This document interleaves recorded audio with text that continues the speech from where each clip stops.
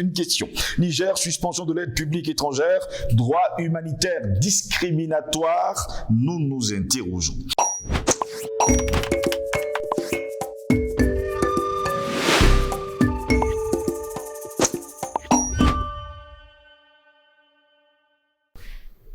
C'est toujours un réel plaisir de retrouver sur Panafricaniste TV. Mesdames, messieurs, bonjour. Bienvenue à toutes et à tous à cette édition de Parole panafricaniste. Alors que les pays voisins du Niger imposent on va le dire comme ça, des sanctions. Oui, des sanctions économiques à la suite du coup d'État de la semaine dernière. Mesdames, messieurs, qui a renversé l'un des derniers partenaires de l'Occident contre les djihadistes, nous dit-on en Afrique de l'Ouest. Les familles de l'un des pays les plus pauvres du monde pourraient en payer le prix, font savoir aujourd'hui les Occidentaux. Dans la capitale du Niger, Niamey, de nombreuses personnes vivent, on nous dit, dans des abus de fortune. Mais une question se pose très souvent, mesdames, messieurs.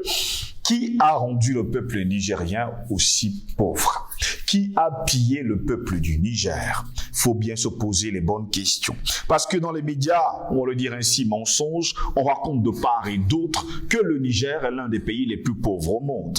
Mais on ne se pose pas souvent la question de savoir, mais qui a appauvri les Nigériens? Qui a appauvri le Niger? Et aujourd'hui, ce sont des sanctions qui pleuvent à gauche et à droite. Sanctions de la France, sanctions des États-Unis, sanctions de la CEDEAO. On se pose bien des questions. Est-ce justement un droit humanitaire discriminatoire? Pendant que du côté de l'Ukraine, on veut bien voir les Ukrainiens manger, boire, dormir, eh bien, du côté du Niger, eh bien, c'est tout le contraire. On nous dit tout simplement qu'il y a des sanctions contre ce pays. À quoi ont d'ailleurs servi ces sanctions?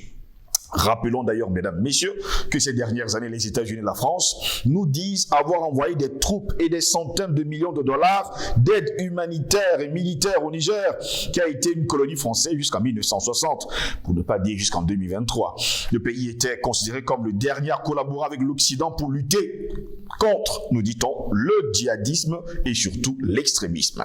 Après que les pays voisins, le Mali, le Burkina Faso, ont chassé les militaires français, le secrétaire d'État américain Anthony Blinken s'est rendu au Niger en mars dernier pour renforcer les liens et annoncer une aide directe de 150 millions de dollars, qualifiant le pays de modèle de démocratie. Est-ce ça, la démocratie? Allez savoir. En tout cas, nous nous interrogeons ce matin. Niger, suspension de l'aide publique étrangère, droit humanitaire discriminatoire. Nous nous interrogeons. Pour répondre à nos questions, nous sommes avec Jonathan Batengene. Il est ancien de sociologie à l'université de Douala. Il est notre invité ce matin. Jonathan Batengene, bonjour. Bonjour mon frère Goss. Bonjour aux milliards de téléspectateurs qui nous regardent tous les jours. Surtout ceux-là qui prennent un moment précieux de leur journée pour se mettre au décryptage de l'actualité internationale et à qui, par la suite, vont continuer le combat dans la vie réelle en apportant ces arguments ou bien en colportant ces arguments autour d'eux et en convertissant plusieurs nouveaux combattants. Ceux-là, c'est de véritables acteurs de ce combat. C'est des héros qui méritent d'être salués pour leur engagement. Et puis, il y a tous ceux qui vont convertir cela en action, vont s'engager totalement pour la cause panafricaniste, vont aller dans les rues, risquer leur vie en défendant ces idées. C'est des véritables héros, tout cela. Et nous leur disons beaucoup de courage à nous tous. La libération de notre continent est en marche. La patrie ou la mort, nous vaincrons, comme le déclarait Thomas Sankara, du nord au sud, de l'est à l'ouest du continent africain. Soyons tous unis et soudés pour une Afrique libre et surtout souveraine. Une question ce matin, Niger, suspension de l'aide publique étrangère. Je pose cette question, le droit humanitaire est désormais discriminatoire? Vous qui êtes sociologue. Déjà, moi, je ne veux même pas pleurer cette affaire.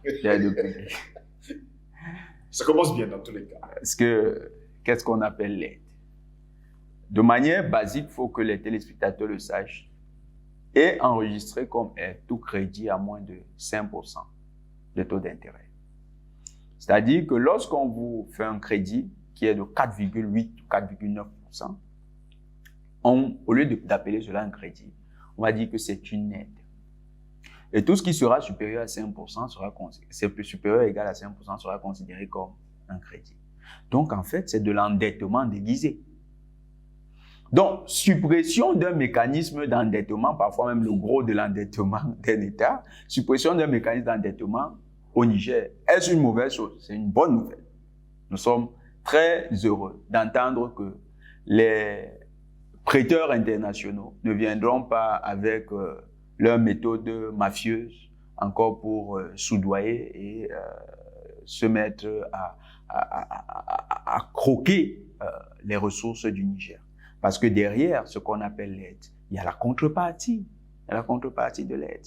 Et la contrepartie de l'aide est parfois plus douloureuse que l'aide elle-même. C'est-à-dire que quand vous regardez ce que vous laissez pour qu'on vous apporte toujours de l'aide, vous vous dites parfois, vaut mieux vivre sans aide et essayer de se battre soi-même. Donc le Niger a une opportunité de travailler lui-même à son propre bonheur.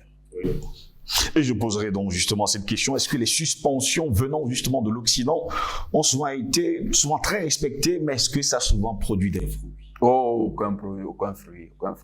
Si vous prenez l'aide publique au développement de la France aux pays africains, ça, on est dans l'ordre de combien? La France parfois met une enveloppe qui ne dépasse pas 30 milliards d'euros pour l'ensemble des pays africains. Eh bien, 30 milliards d'euros, on est dans l'ordre de, je dis même 30 milliards d'euros, qui ne dépasse pas 10 milliards d'euros. Parfois, vous êtes dans l'ordre de quelque chose comme 5 000 milliards. Pour combien de pays? Si vous prenez rien que les pays de la zone franc, il y en a 15. 15 pays, vous allez les aider comment? De manière concrète. 15 pays. Vous les aidez comment? Avec 5 000 milliards, disons. 5 000 milliards, 15. Faisons un peu la division. 5 000 divisé par 15. Hein? Vous avez des enveloppes tout à fait maigrichonnes. Des enveloppes qui ont fait beaucoup de régimes. Qui ne peuvent donc pas aider véritablement au développement. Donc, ce qu'ils appellent aide publique au développement, c'est simplement la justification d'une politique paternaliste. Pourquoi? Parce que mon frère Ngos, imaginez-vous que je t'empeste tous les jours que monsieur Ngos, je t'envoie l'argent de transport pour les émissions. L'argent de transport pour les émissions. Et même si cet argent de transport ne vaut pas grand-chose, tout le monde a l'impression que, Jonathan, c'est un des gros pourvoyeurs de fonds de monsieur Ngos. Oui. Vous suivez de manière tout à fait claire, sans ma fameuse aide. Mais tous les jours, il y a un média qui est chargé de faire la publicité de mon aide. Je vais envoyer de l'argent de transport à monsieur Ngos ce matin. Je vais le faire à midi. Je vais le faire le soir. Il y en a même qui vont dire, est-ce que Jonathan le fera encore demain matin? Et quand je ne le fais pas, on dit, est-ce que Ngos sera encore à l'émission? Vous voyez que c'est malin. C'est ça, le mécanisme de l'aide. Ils utilisent l'aide comme les éléments de politique sociétale de l'entreprise, politique sociale de l'entreprise. C'est un peu comme la RSE. Les entreprises n'utilisent pas la RSE pour simplement aider les populations, mais utilisent la RSE comme outil de marketing et outil de légitimité sur un territoire. Et ça leur permet justement de glaner un ensemble de statuts, qui favorise leur implantation sur le territoire. Donc, l'aide publique est inscrite dans la politique néocoloniale de l'Occident. Ça fait partie des mécanismes de la politique néocoloniale de l'Occident. C'est pourquoi nous, panafricanistes, on n'aime pas trop le mot aide. On n'aime même pas ce mot. On ne veut pas de l'aide. En pays, il y a une coopération. Et cette coopération doit être encadrée par un ensemble de textes. Vaut mieux qu'on sache quel est l'intérêt que vous avez à nous apporter votre expertise dans un domaine donné. Et nous savons quelle est la contrepartie qu'on va vous céder. Et là, c'est beaucoup plus clair. Ça crée ce qu'on appelle l'équité ou bien la parité dans les échanges. Mais lorsque vous ne pouvez pas définir clairement ce que vous nous apportez et que vous dites que c'est l'aide, c'est-à-dire de manière condescendante, vous créez un cadre social qui crée l'idée que vous êtes toujours en train de poser un acte humanitaire. C'est un mensonge. La France n'a aucun intérêt à poser des actes humanitaires au Niger. Si la France en avait vraiment le besoin, mais la France céderait l'ensemble des revenus de l'uranium au Niger. On parle de plus de 6 000 milliards. Donc, on est déjà au-dessus de l'ensemble de l'aide publique au développement de la France en Afrique pour les années 2020. Donc, si vous avez les 6 000 milliards au Niger, ils vont vous dire, bon, laissez même l'aide, nous on n'en a pas besoin. Peut-être même dans les années à venir, le Niger viendrait aider la France. Si vous laissez les revenus du marché de l'or au Niger, le Niger, il est clair que le Niger peut constituer une réserve d'or qui va lui permettre demain d'aider la France à résoudre ses dettes. Vous savez que ces derniers jours, la France cherche à céder ses dettes au FMI. Est-ce qu'on en parle même? La France, il cherche preneur. Hein? Nous avons aussi des informations. Ils cherchent preneur pour leur dette au FMI. Ils veulent quelqu'un qui va racheter la dette de la France. Macron ne trouve pas preneur. Est-ce qu'il parle de ça? Leurs médias, pourquoi ils n'en parlent pas? Pourtant, ça, c'est chaotique. L'électricité, le prix de l'électricité a bondi. Voilà. Parlons même. Voilà les questions. Depuis que le Niger récupère sa souveraineté, les domaines de souveraineté en France commencent à être fragilisés. Comme quoi la souveraineté des États africains fragiliserait le statut de puissance de la France. Et voilà déjà la question de l'électricité. Pourquoi? Parce que l'uranium, les juteux contrats d'uranium, c'était ça le grand enjeu du Niger. Et ce grand enjeu est en train d'être résolu par les Nigériens eux-mêmes qui vont récupérer leur souveraineté sur ce domaine-là. Et si la France pouvait simplement respecter la souveraineté du Niger dans le domaine économique, le Niger n'aurait même pas besoin d'entendre dans une presse qu'elle est sous perfusion d'une aide. Le Niger n'aurait pas besoin de ça. Le Niger n'a pas besoin de cette mauvaise publicité. Et puis c'est de la poudre à perlimpinpin, ça ne va pas changer grand-chose. Est-ce que l'aide n'a jamais développé un pays? Aucun pays dans le monde. Aucun. Le plan Marshall dont on nous parle, oui, le plan Marshall n'a jamais été une aide. C'est un crédit des grandes familles à leurs homologues d'Europe. C'est un crédit qui a été porté par les États. Pourquoi? Parce que l'État a servi de garantie dans tout le jeu. Et maintenant, il fallait habiller parce que les grandes opérations de mafia internationale doivent toujours porter un nom tout à fait vendeur, accrocheur. Ça, c'est ce qu'ils appellent le côté marketing. Il faut habiller l'affaire. Et donc, c'était ça le plan Marshall. On a émis 40 milliards de dollars qui ont été produits par le Trésor états-unien. Or, le Trésor états-unien, c'est une propriété privée.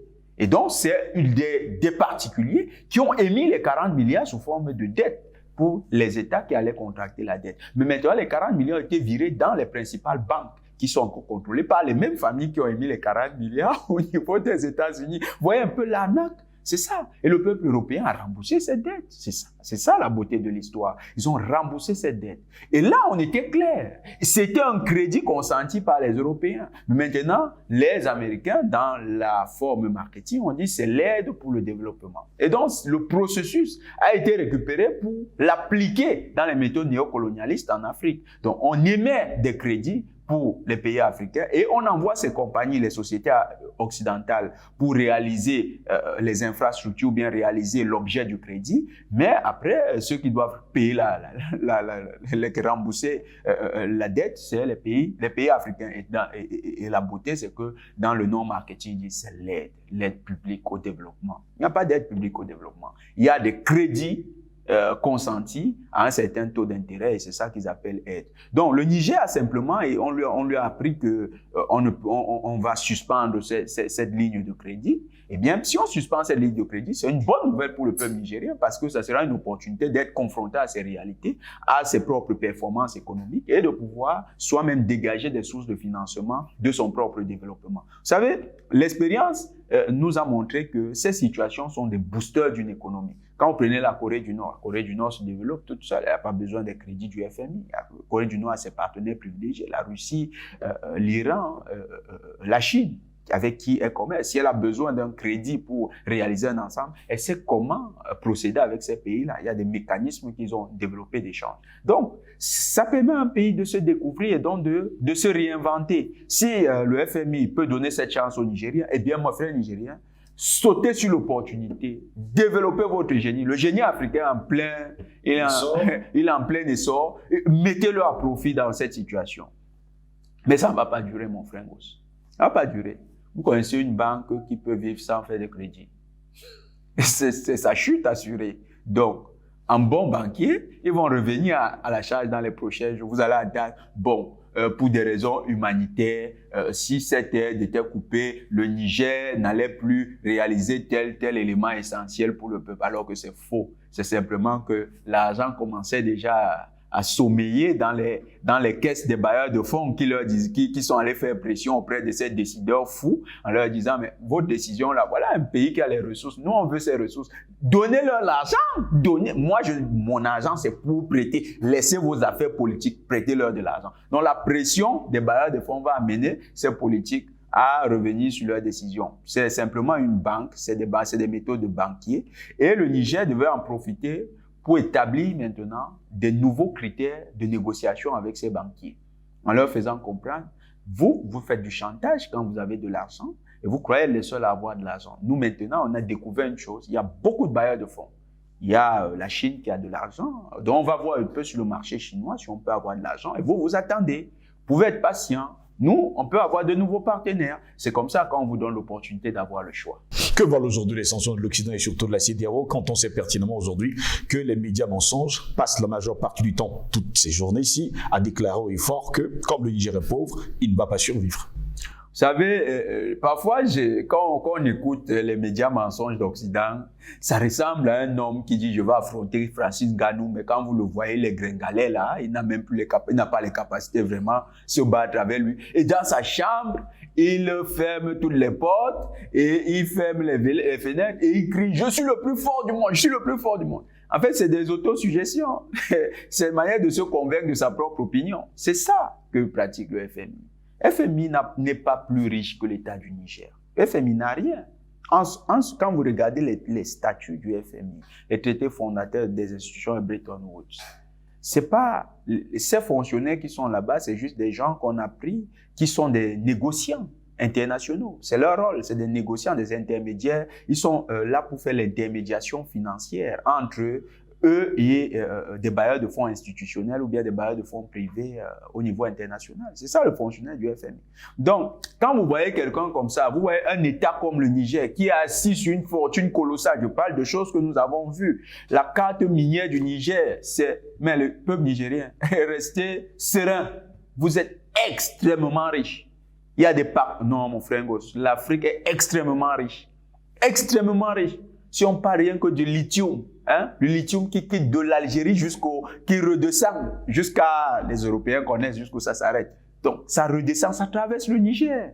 Le lithium là, sa valeur, c'est combien en dollars? C'est des milliards de dollars. Le pétrole qui est au Niger, c'est combien? Vous prenez des gringalets du FMI qui vont venir tempester devant les autorités nigériennes. N'ayez pas peur. Ne vous laissez pas intimider par ce langage de petits banquiers. C'est des petits banquiers. Eux-mêmes, ils ne sont même pas les banquiers. Eux, ils sont juste les fonctionnaires qu'on paye pour faire l'intermédiation. Ceux-là, il faut les ramener à leur petite expression, celle de négociants. Et faire comprendre à ces négociants que quand on est négociant, on est un peu humble quand on voit celui qui a véritablement la fortune. Parce que la fortune, c'est les actifs du Niger. Et les actifs du Niger peuvent être convertis en argent à tout moment et avec n'importe quel autre partenaire. Donc, si ces négociants-là ne sont pas encore conscients de cela, eh bien, il faut le leur faire comprendre par des méthodes fortes. Il faut leur faire comprendre qu'ils ne font pas le poids d'un État comme le Niger. Le Niger est extrêmement riche. Le Niger, d'ailleurs, comme beaucoup d'autres pays africains. Parlant justement de richesse, c'est le bon moment aujourd'hui de commencer par nationaliser certaines entreprises qui étaient entre les mains des Occidentaux. Vous venez de donner la formule. Il faut nationaliser les compagnies d'uranium. Dire arrive à vraiment nous savons qu'au Niger, il y a des généraux qui ont de la poigne. Ils nous l'ont montré. Nous avons pendant longtemps appelé ces généraux à la rescousse du peuple. Et ces généraux ont répondu présent. Merci au général Tchani, au général Modi, à tous les généraux qui tiennent vaillamment et vigoureusement cette armée, qui la conduisent avec tous ceux-là qui sont les cadres de cette armée vers une situation d'osmose avec le peuple. Nous voyons que la question de la nationalisation va interpeller elle-même l'armée à se réformer. Parce que mon frère Charlie Kenyé parle souvent de réformer les armées africaines. Mais comment réformer les armées africaines? Quand vous regardez le complexe industrialo-militaire israélien, c'est autour de ça que le système éducatif, le système social et politique est organisé. Vous savez que l'ensemble des politiques israéliens, pour la plupart, c'est les anciens militaires de Tzahal, l'armée israélienne. Donc, c'est un modèle, c'est un business model qui devrait inspirer les Nigériens. Les Nigériens doivent mettre sur pied un business model tel que l'armée est au cœur des préoccupations. Nous ne pouvons pas avoir des révolutions. Nous pensons que ce business model doit être réplicable dans tous les pays africains. C'est ce que les Maliens peuvent continuer à faire.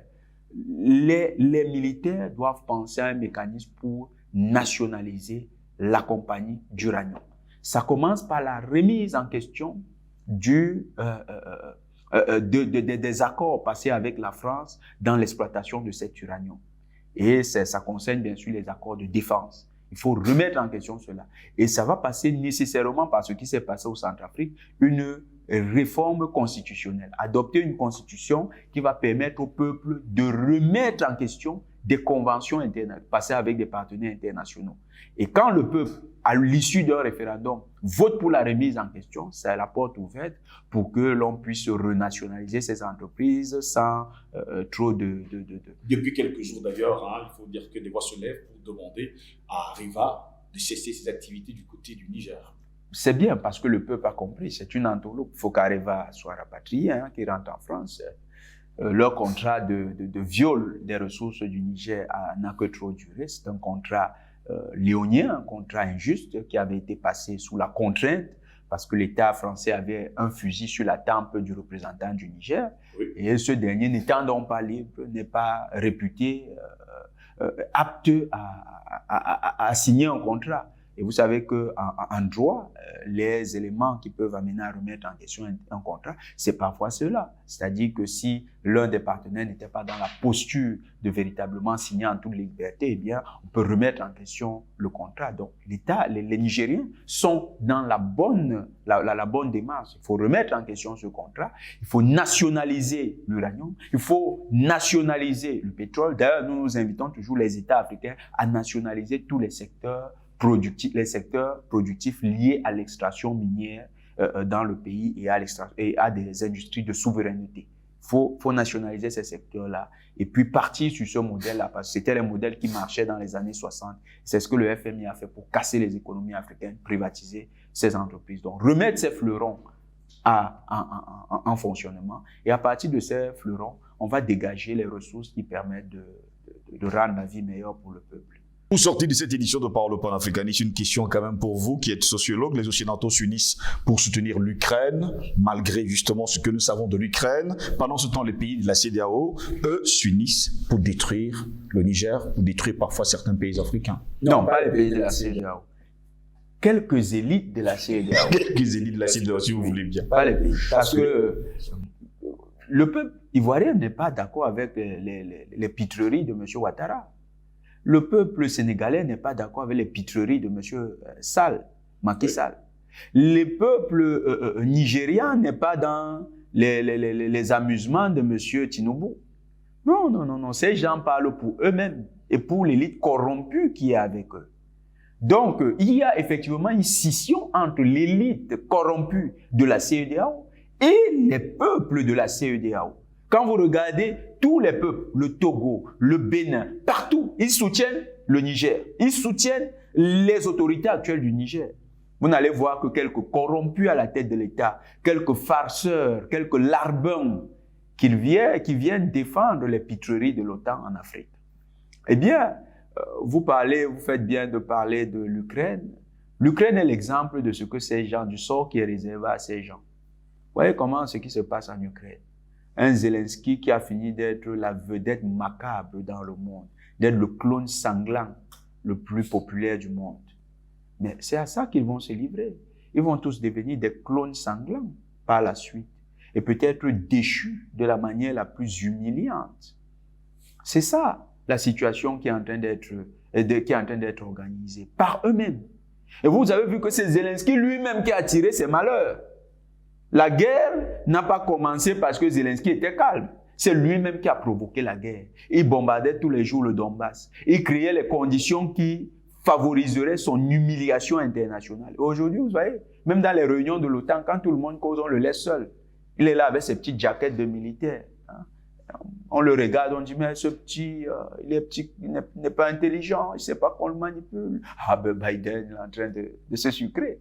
Vous, comment on fait pour avoir un peu plus d'argent dans son affaire là? Parce que chez lui, là, il y a les crédits, hein, il accepte, tu prends les crédits, tu payes tes entreprises, tu relances ton économie. Il est un peu bête, il faut qu'on continue. C'est comme ça. Il est là, il est en fait, on ne sait plus. Faire valoir même, ce n'est plus son statut. C'est un peu une marionnette inutile qu'on a mis là. Il est dans le décor. Et quand il y a les réunions de l'OTAN, on dit, ouais, qu'est-ce qu'on fait de lui? Je sais pas. Chacun se fait un peu d'argent. On dit, l'Allemagne, vous avez besoin de combien? 100 milliards. Alors, on va faire un crédit de 100 milliards chez Biden. On paye les armes chez vous. Hein? Ça marche? Parce qu'il faut relancer votre économie. Petit, tu acceptes? Il dit oui, ça va. Et c'est comme ça. Lui ne sert que de quitus pour l'enrichissement des autres. Donc, ceux-là, voilà le sort qui leur est réservé. Les Ouattara, les Macky Sall, les Tinubu, c'est ça, ce sort. Mais c'est un sort humiliant parce que à la fin, vous ne gagnez rien. Et le malheur, c'est qu'en Afrique, nous les renversons par les révolutions populaires qui sont parfois portées par des militaires, comme ça s'est fait au Niger.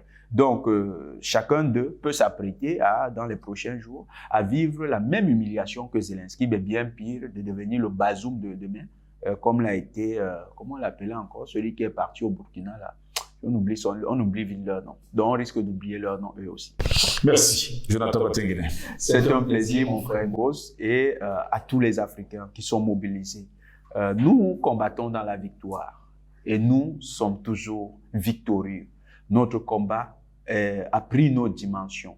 Nous nous battons pour l'humanité. Nous ne nous battons pas simplement pour notre continent, nous nous battons pour l'humanité. Parce que la restauration de la dignité de l'Afrique, c'est la restauration de la dignité humaine. Nous sommes l'homme premier. Et quand l'homme premier retrouve son intégrité et sa dignité, c'est l'humanité entière qui elle-même est restaurée. Lorsque ceux qui commandent ont perdu la honte, ceux qui obéissent perdent le respect, déclarait de Retz dans le XVIIe siècle. Sur ce, mesdames, messieurs, nous vous souhaitons de passer une agréable journée.